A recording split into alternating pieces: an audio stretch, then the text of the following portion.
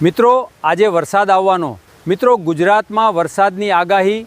નમસ્કાર મિત્રો, હું અનબાલાલ પટેલ। મિત્રો, ગુજરાતના વાતાવરણમાં ફરી એકવાર મોટો પલટો આવ્યો છે અને આગામી કલાકોમાં અનેક વિસ્તારોમાં ગાજવીજ સાથે વરસાદની શક્યતા છે। મધ્ય ભારત અને રાજસ્થાન તરફથી આવતી સિસ્ટમની અસરને કારણે ઉત્તર ગુજરાત, મધ્ય ગુજરાત, સૌરાષ્ટ્ર અને દક્ષિણ ગુજરાતમાં વરસાદનું જોર વધી શકે છે।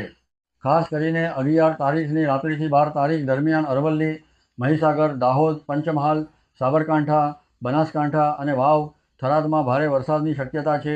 મધ્ય ગુજરાતમાં વડોદરા, છોટાઉદેપુર, ખેડા, આણંદ, ગાંધીનગર અને અમદાવાદમાં પણ ગાજવીજ સાથે વરસાદ પડી શકે છે।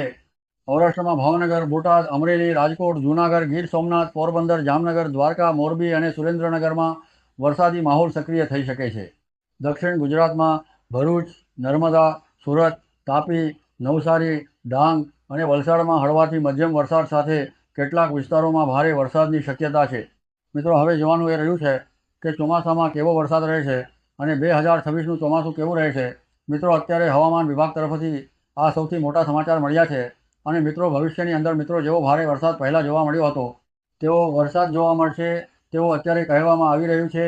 અને ગુજરાતમાં ખાસ કરીને આગામી 11થી 16 તારીખ સુધી ગુજરાતમાં વરસાદી માહોલ જોવા મળી શકે છે। આ દરમિયાન ગાજવીજ, વીજળીના ચમકારા અને તોફાની પવનની શક્યતા હોવાથી સાવચેતી રાખવી જરૂરી છે। ખાસ કરીને ખેડૂત મિત્રો, હવામાનની સ્થિતિને ધ્યાનમાં રાખીને ખેતીના કામનું આયોજન કરજો। તો મિત્રો, તમારા વિસ્તારમાં અત્યારે કેવો વરસાદ પડી રહ્યો છે તે કોમેન્ટમાં જણાવજો। માહિતી ગમી હોય તો વિડીયોને લાઇક, શેર અને ચેનલને સબસ્ક્રાઈબ કરવાનું ભૂલતા નહીં।